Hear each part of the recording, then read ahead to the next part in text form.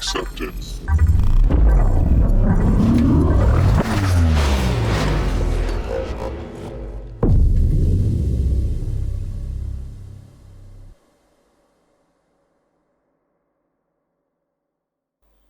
Hi everyone. Thank you for being here. Today we're going to talk about recruitment, how to hire people. We won't get into how to attract developers, which is a whole other topic, but more about when you have identified them, when you have candidates, how do you make sure that you test them correctly before hiring to take the right decisions. So we're going to discuss controversial topics, I guess, so feel free to react in the Q&A after or during, I'll stay here a bit after the talk. But let's get into it. So I am Mathis, I'm French, and I work for a company called Coding Game. Anyone here heard about Coding Game? Okay. Well, yeah, I'm going to discuss that a bit. We are a platform for developers, so we have a platform with programming games that are completely free. If you know LeetCode, HackerRank, we are exactly in the same vein. And also, kind of unrelated to this talk, I'm a Google developer expert in machine learning. I have to thank them because they pay for my travel. So, the tech market, I hope you're not surprised by this slide. It's not going well. This is the markets in 2022. Almost all of the big tech companies have gone down significantly in the stock market, and they have significantly reduced headcount for some of them. So we've all seen headlines like this. It's kind of feeling to start a little bit better, but also maybe it's just a fatigue. We see those all the time, so we tend to ignore them. But yeah, the companies are not hiring as much. They are laying people off. But still, companies faced an increase in resignations, which means developers that are leaving voluntarily. So it kind of means that developers know that wherever they will go, especially experienced developers, wherever they will go, they will find a job. And so yeah, that's also one of the big issues in recruiting. So based on a study we conducted in 2022 with more than 15,000 developers and recruiters, the number one priority for recruiters this year is retention, so how to retain talent. It's before that, it used to be finding talent. Now it's more about retaining them because developers are bleeding out of so many companies. And today we want to talk about the other side of this problem. It's how to design an interview process that's efficient. So here's what I think makes a good interview process. You may have a different vision, but I think this is kind of universal views. So first, what we want to do, of course, is evaluate knowledge, right? Well, not exactly, I think. I would say we don't really need knowledge. We have Google. We have ChatGPT. But yeah, we want to evaluate how someone can perform their job. We want to evaluate their skills, not what they know, what they can do. We want to evaluate. We also want a team that fits well together, because you can have a team of rock stars, people who are the best engineers in the world. If they are not working well together, your team is toast, and you will pay them a lot for not a good performance.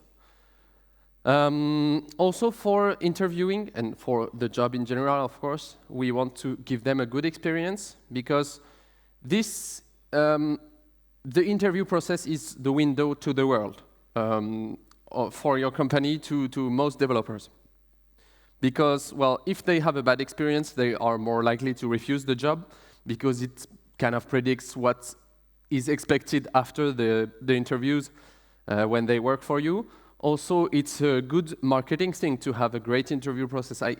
I'm pretty sure we can all remember like one great interview we had. And when you have a great interview, you tend to talk about it to like your friends, your peers in the job. So it's also a very good marketing asset for company branding. And what we also want is to have a reliable process. We don't want a process that gives kind of a random result and we cannot really trust it. Even if one process manages to perform all the other points, if it's not reliable, if it has a part of luck in there that you can't really explain, it's not a good process either. And one last thing, since we work in a society where time and money are, of course, a big thing, and we want to save them, we also want to stay reasonable in that. So we are going to play Lego. We have all these building blocks at our disposal that I'm going to talk about in a second, and we want to build the best possible interview process. The first thing is a pre-screening. So yeah, this will be always the first block if it's present. We can have, for example, a CV review, so the candidate transfers their CV, potentially a cover letter as well. We can review their portfolio, so GitHub repos or stuff. We can have a phone call with the HR to assess just a few basic things of their knowledge.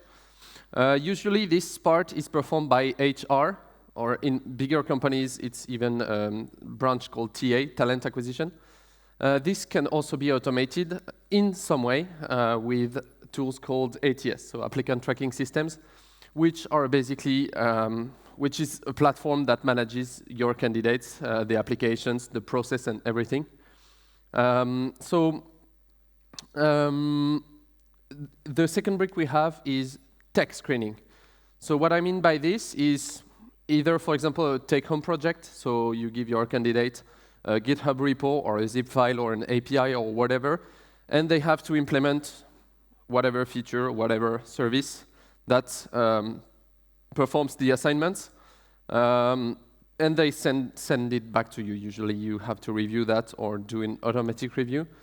Or you can also have this is a big classic, it's the skills assessment, so like a quiz and a mini coding test and stuff like this, which is usually a bit shorter. Third brick we have is the system design interview. So this is the typical question for system design interviews is this. So you have to design a URL shortening service. How would you do that? And depending on what the candidate answers, you can dig into what they're more comfortable with and really get to the edge of their knowledge of what it actually takes to build a system, build a service.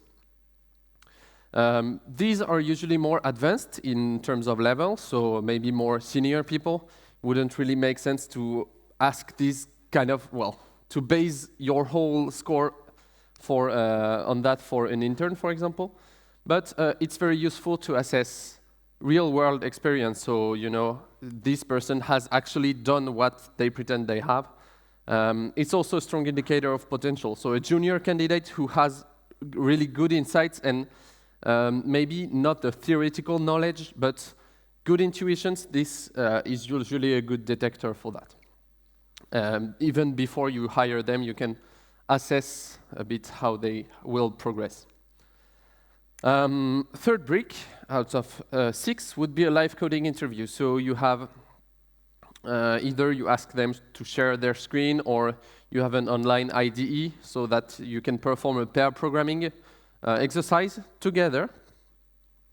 Also, the more low-tech solutions, I would say, would be whiteboard interviews, would be Google Docs.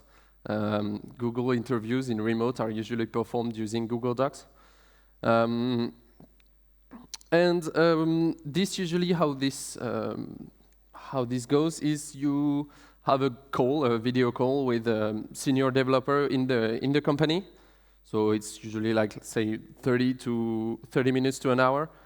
And you code an assignment together, or you let just the interviewer lets the candidate do their stuff. It's usually not a very good thing because you need to have interaction. You need also to give the candidate the feeling that they learned something.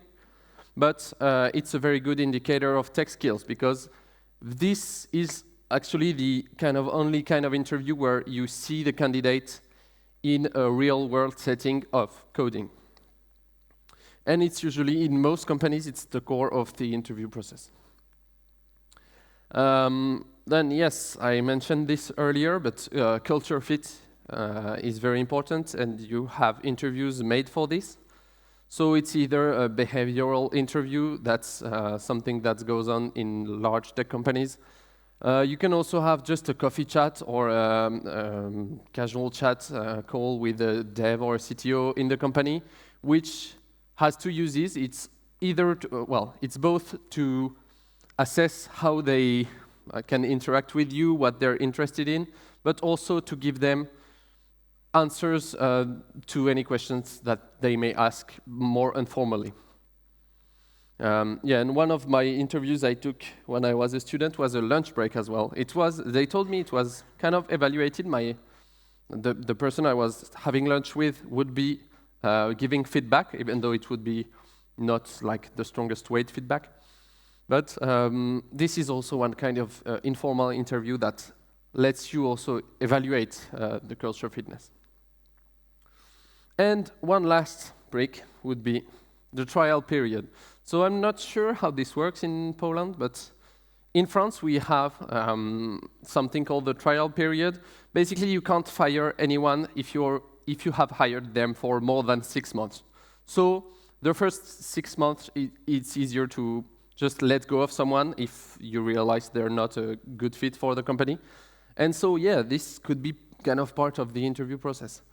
Let me get more into this. It's actually the most reliable way to evaluate a profile, because you see them instead of seeing them for just 1, 2, 3 hours. You have them in a realistic setting for 6 months. It's the best way to test someone, right? So we'll get back to this in a second. Now, with all these bricks I've presented, I think we're all on the same page. Maybe you have some other specificities in your companies, but usually they fit within these 6 bricks. So now what do we do when we want to build an interview process? What should we do? First, let me call this first option cowboy style. Every candidate that applies, we just hire them. That works, right? No interviews, hire them. Yeah, it may seem surprising, right? But I've told you, this purple brick is the grail, the holy grail. It's the perfect way of testing someone, right? And then if, like, the candidate underperforms, just fire them, it's free. First, hiring costs for one developer, just HR and TA costs. Usually it's between 3,000 and 10,000 euros. If you add to that the salary you had to pay them for these 6 months of onboarding and stuff, it's extremely costly. It's also time-consuming because you have to have administrative stuff for every CV you receive. You have to get a laptop for them. You have to onboard them. There's also very high uncertainty. If you hire 10 people, what tells you how many of them will stay there after the 6 months? So you have zero long-term visibility on your project. So yeah, I think I don't need to tell more. This idea is not the best. So let's dig into option 2, which is very classic. It's, I think, the most standard process in startups and smaller companies. First, you start, usually it's the CTO that reaches out, for example, on LinkedIn. Hey, we are looking for blah, blah, blah, that kind of profile. Let's chat. So you chat a bit. They send you a take-home project. Also, you have a live coding interview with them, like you share your screen and implement whatever feature. And also, lastly, culture fit. You can see there's 2 green bricks there. Startups will tend to favor strong culture fitness.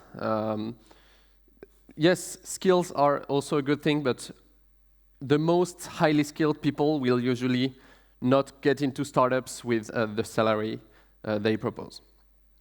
So I think we have everything, right? So let's get back to this. It evaluates skills. Yes, we have 2 strong interviews. So the take-home project, the live coding project, strong skill evaluator, culture fit, same. We have 2 interviews dedicated to that. Candidate experience, well, it depends on you, I guess, and reliability also, but you can make them work in that. And cost and time, yeah, it seems reasonable for the time invested to that process. This, I think, in most cases, is the most is the greatest kind of interview, but there's a few hiccups. If you look at all the time it takes to your people, to the people within your company, so usually, yeah, it's the CTO. You may have 1 HR person in the company at that point, but smaller companies usually, this will take 4.5 hours for just people in the company. The candidate, it takes a bit longer because the take-home project will take like 4 hours maybe. So they have 8 hours, but now we care about what the company has to spend in time. And for each candidate, it's nearly 5 hours if you count all the administrative stuff and calls and emails. So this will not scale, especially if you have like 1 person dedicated. Startups will usually grow in developers before hiring their first HR people. So this will always start to fall out of scale. So it's way too much time per candidate, but also I think you will all agree that in less than, let's say, 2 hours, it's not possible to evaluate a candidate correctly, right? There's just too much variability. You cannot, in less than 2 hours, you cannot evaluate correctly a candidate. So let's use a filter, red brick.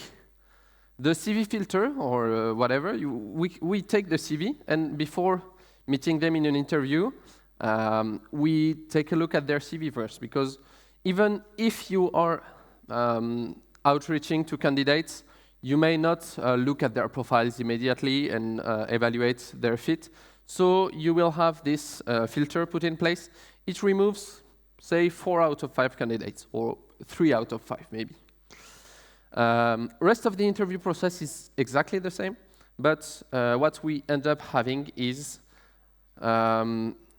for the candidates, it's exactly the same. For you, you only reach this stage in 1 out of 5 cases. So actually, on average, it takes you 1 hour for the exact same result.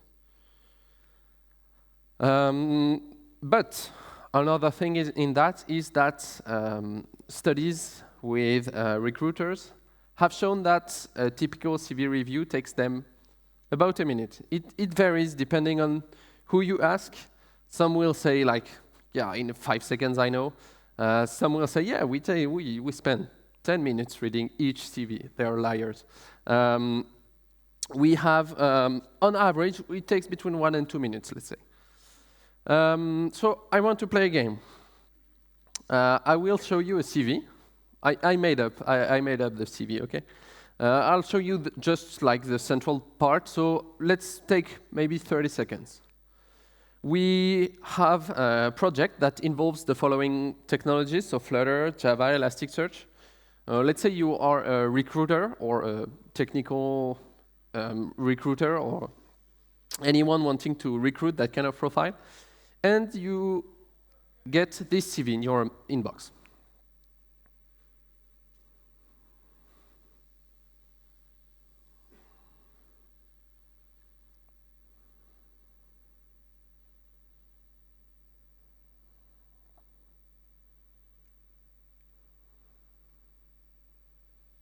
Yes, that's a lot of words. Many technical words as well. Okay. And 30 seconds, time. Okay, do we hire them? So who thinks we hire them? Raise your hand. Okay, 2 people, 3. Who doesn't hire them? Woo! Okay, so this is a strong fail of this CV, right? They are not fit for that. Well, if you take a look, actually, yeah, if you're looking for a junior profile, you won't have exactly someone who maybe worked with the exact technologies you're looking for, but here, for example, we have React Native. Okay, we're looking for a Flutter developer. Not perfect, but at least it's like mobile cross-platform language. So there's some skill that translates from one to the other. JEE as well for Java backend. JEE and Java is the same. Maybe some recruiters don't know that. MongoDB as well. It's not Elasticsearch. We're not exactly looking for that, but it's a NoSQL database based on documents instead of tables. There's a lot of skill that translates. And also, one last Easter egg that I've put, Lucene, I'm not sure if you know this, it's the engine that powers Elasticsearch. So someone who has written contributions to Lucene, I'd say a pretty good fit for an Elasticsearch role. So you see that in 1 minute, we could make mistakes. I'm not saying this is the perfect profile, but given how many of you don't even meet them in an interview, we can do better than this. So it's easy to miss important keywords, especially if you're not technical, if you're not into the technology, and I'm not blaming recruiters for that. And it's also easy to hire imposters based on solely a CV, because at that point, they can say whatever they want. And usually that first impression will stick. And it will stay. Even if these people are lying or exaggerating their experience, it's hard to detach you from that. It's also been shown to be heavily biased, so based on many things, so ethnicity, gender, and age. Thankfully, in tech, it's not that bad, but in other areas, it's absolutely terrible. I'm going to show you that in a second. Also, there's a strong bias against non-academic backgrounds. So, developers who don't have a university degree. This is actually how many % of professional developers? Anyone has a guess? 40, I hear? Nice. You know your stuff. 43% of professional developers don't hold a university degree. And it's getting even higher with all these transfers amid COVID, that these people went into tech. So this is a growing number, actually. And talking about bias, this French agency for the Ministry of Labor, they did a study which was very interesting. They sent almost 10,000 CVs to companies, which were generated randomly, and the only thing that changed was the name. The name was either French-sounding or more Arab-sounding, North African. And the difference is major. It's so significant. It's, French-sounding names have 50% more chance to get selected for an interview, which is crazy. And it's like that in so many areas. So also we cannot rely on humans to power that kind of stuff, on solely humans. So what do we do? Well, we can have an automated screening as well. So scanner, for example, an ATS, so applicant tracking system, that parses your CV, and it gives you a decision, yes or no, we take them for an interview, based on solely the words on their CV.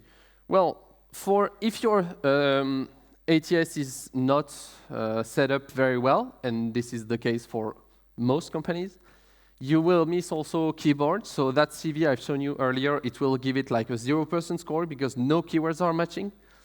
And on the other hand, there's also black hat techniques. I'm not sure if they work still today, but a while ago, a few years ago, I was reading about these techniques that if you put in your CV in PDF a few very important keywords in white text over white, so it's invisible to the naked eye, but the text parser will look at it.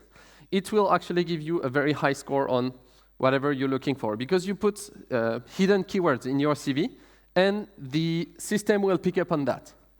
And so you can cheat the system as well. So it's not a very good system either. So one thing, one very strong opinion could be we get rid of the CV. It's actually a very real thing.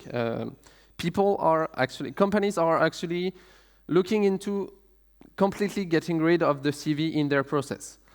So the first thing we do would be an automated screening. So every candidate you receive, you don't even look at their CV, you just send them a test, a skills test. We have a huge market for that. There's many platforms that exist. So Coding Game, my company, is one of them. But there are so many. Of course, I'm recommending ours, but all of them do a great job. You can also make your own if you want very specialized tests in what you think is the best. But what you want to have in that kind of situation would be the ability to run code, because you don't just want an MCQ, you don't want a quiz or a text-based thing. You want them to actually write code, because that's what you are testing. Gamified experience as well. This has been shown to be one of the best ways to make developers have a good time. Just make them play a game. They know that they are being tested against the game, of course, but this will make the experience much more enjoyable. Also, the detailed code report, that's one feature we have in the product. I'm going to show you that in a second. With code replay, which is very useful to see actually how the candidate coded their solution instead of just looking at a fixed source code. This also helps detect if they're copy-pasting from ChatGPT, I guess. And also, we want, in that kind of platform, whether you use Coding Game, a competitor, make your own, you want to make sure that they are statistically significant and they test for the right things. So let's look at how it looks in our platform. Whoop. Let's close that. So the candidate side will look something like this. Let's put it in English for you. So, okay, I have read, no cheating. Tutorial there. And so we have 4 panels. Top left is the problem statement. So usually you want to put a little game. Here I needed a very short thing, so I put just this. It's very simple. You have this window where you code your solution. Here you can write your tests. And when you run the code, you have the console output. Then you can test your code and go to the next question. So when you're confident that your code is right, or after the 15 minutes allocated, well, you can go to the next question. And in the end, on the recruiter side, it will look something like this. You will have all your candidates listed. So here we have, for example, 7 candidates that took this test. And you have all their different scores, detailed reports or stuff. All their information is there. We also have integrations with ATS. So if you have this in your company, we integrate with most of them. And it looks like this. So it allows you, in just a blink of an eye, to assess accurately the skills of the developer. So when you used to have like 1 minute testing for a CV, 1 minute parsing of a CV, now it takes you also, let's say, a minute to just evaluate, this is a good fit, this is not a good fit. Okay, this candidate is, in the better half of the professionals. They are very strong in Java, JS, SQL. A bit lacking in problem solving, but maybe that's not as important as we need. So, that's about it. I think we can also look at their detailed report, see the code replay, and that's about it. So, this is pre-screening, but you have to make them right, because this pre-screening is actually the most hated step in a hiring process. And this, we are absolutely aware of this, because the candidate, instead of having a human contact, we will always, the first thing we tell them is just pass this test first and then we talk, which is a very risky move, but on the other hand is allowing you to get much better results in accuracy in your recruitment. The first very common mistake people will make is to have too much theory, too much algorithms. Yes, it's the case, for example, at Google. They will ask you algorithms questions and kind of riddles and stuff like this. You don't really need this. We'll get to that in a second.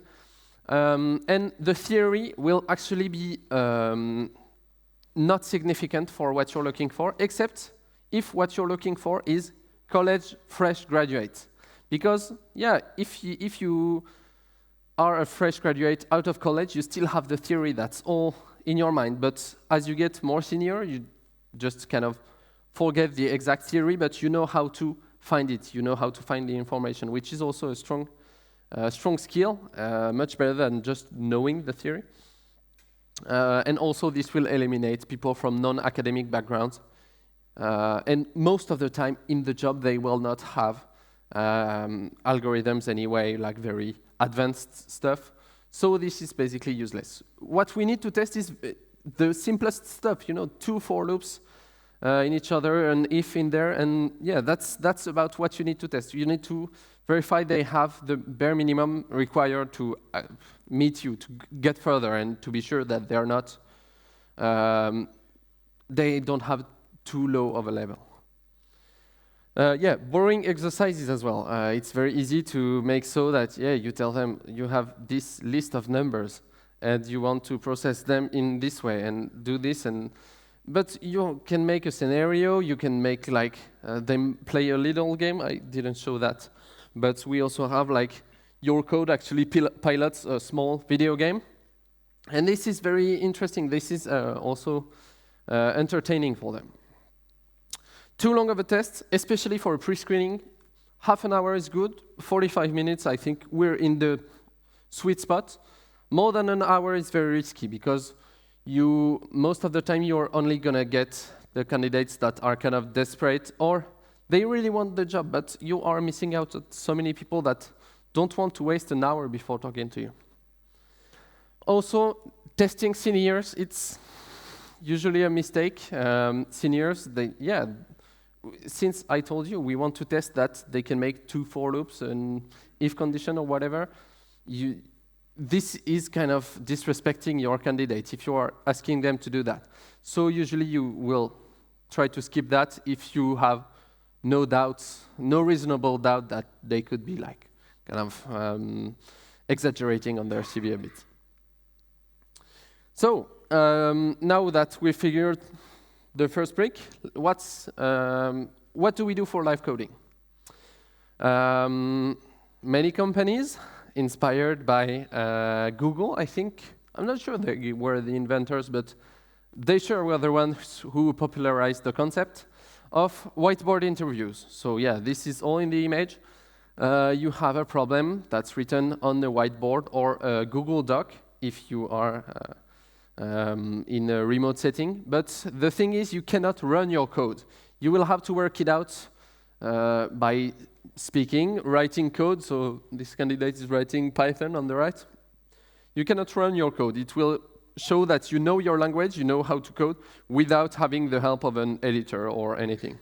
And usually it's more like in the shape of riddles or things that you don't really encounter in real life. So, fifth option of the interview process would be Google Special. So at Google, it gives me PTSD. I took Google interviews once, and it's a very, very special one. You have first, a CV filter. You send your CV. You have like 1 in 100 chances of actually someone human reading your CV. But once you get there, you have a phone call. Then they call you for 6 on-site interviews. Usually 1 or 2 will be system design. The rest will be like riddles and stuff, data structures, distributed computing. And then you will have a culture fit interview to make sure that you are googly, so you have like this right fit for the company, and you will enter a process of team matching. So once you have been selected, you will enter a second interview process with teams that are looking for profiles like you. So it's a very tedious process, and unless you meet some very particular conditions, I do strongly not recommend to do that kind of stuff.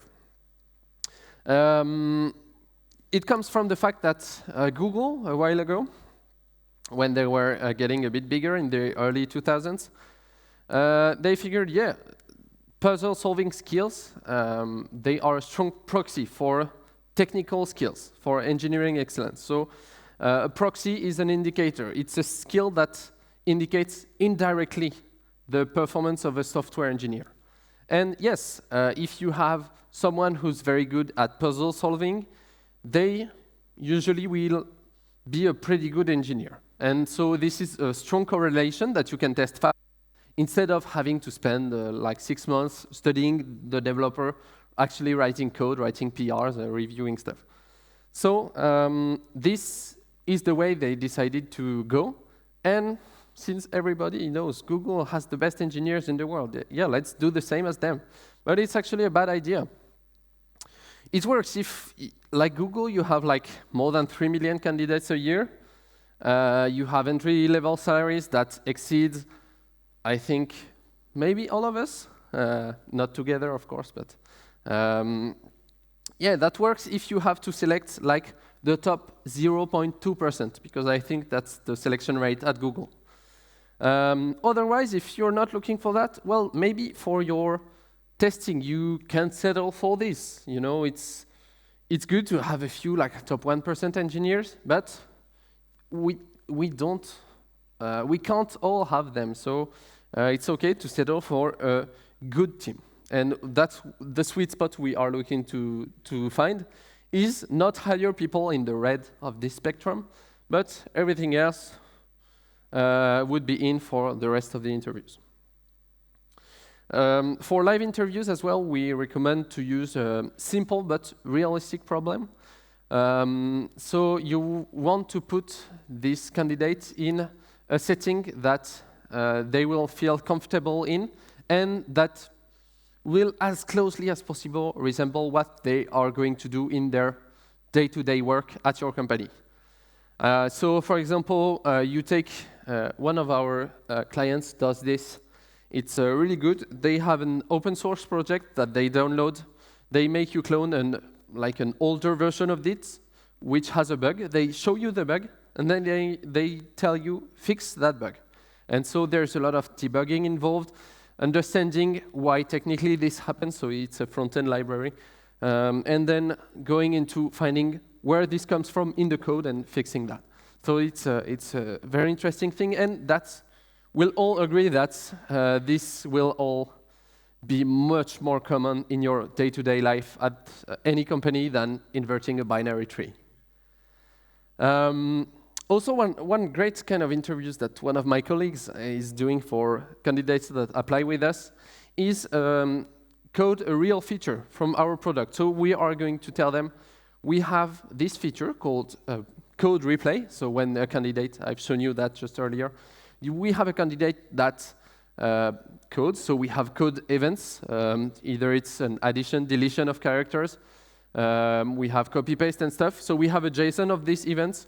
Code a feature that gives you the state of the IDE at any point in time. And so you get, depending on the seniority and the skills of the person, you will get deeper into some aspects or others. But in the end, we will have taught to that candidate what we do at our company, one of our features actually, and we can also show them how this works.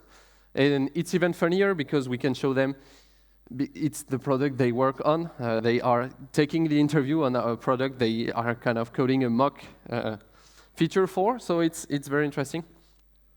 And also, if you are hiring data scientists, please, for the love of God, and I've taken a few of those, please don't put like fake data sets that have like 3 rows in your MySQL table. Just give us like thousands or millions of rows. It's easy to generate, and it feels much better to give like real data sets instead of just fake stuff.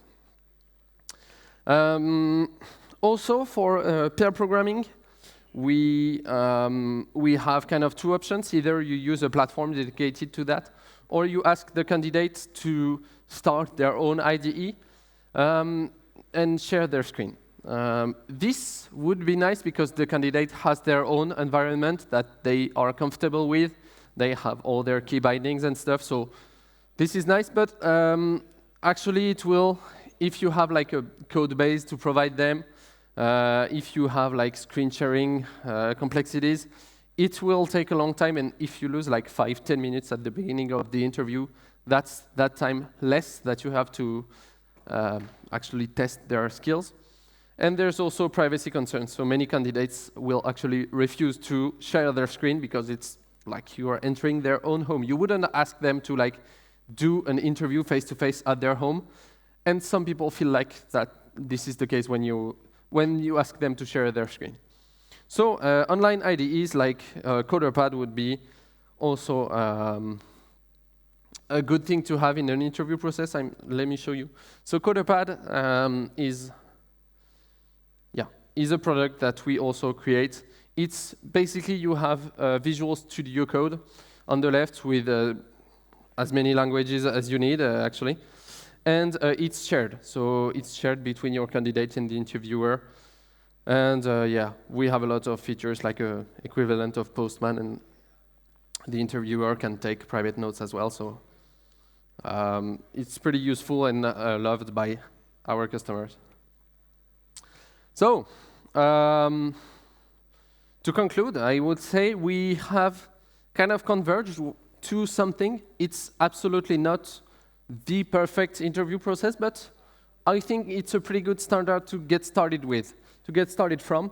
And I encourage you to think about how this compares to yours, actually, to how this works at your company. Try to adapt and think maybe, yeah, this is not perfect for all cases, obviously. But given the conclusions, I think this is the best visions with all the bricks we have at our disposal to build a good interview process. One last thing before I leave you, because that is the #1 questions our customers are asking, and they are right to ask this. What about ChatGPT? So there's a few diverging opinions. Many of our competitors are saying we are creating questions that are ChatGPT proof.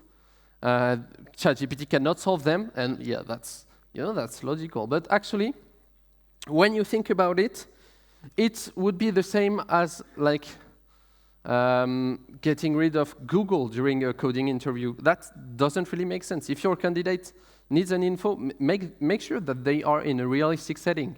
You wouldn't, going back to the whiteboard stuff, give them the ability, well, remove them the ability to run code is, I think, absolutely not a realistic setting. So you are not testing the candidate in the right conditions. And this can lead to a lot of frustration, because now they also have the environment to blame, not only the stress, which is also a very good factor and is something that we are trying to curb.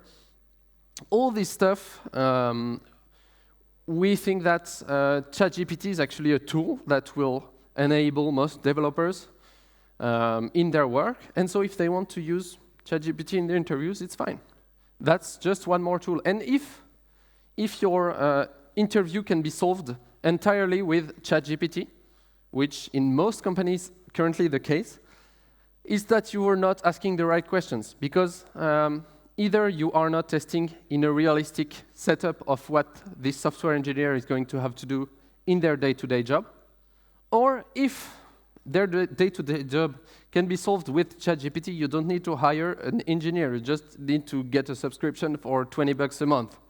So, yeah, ChatGPT, auto-completions did not break interviews. It made developers' life much easier and much better. Same for Stack Overflow when it came out. Same for GitHub Copilot. It didn't break interviews for maybe other reasons. So do you really think that ChatGPT will? Thank you so much. So I will be taking some questions. Just before that, if you want free trials, extended trials, so these are special QR codes, to Coding Game, Pre-Screening, and CoderPad, the online IDE, feel free and you will hopefully enjoy it. Feel free to contact me as well. Thank you.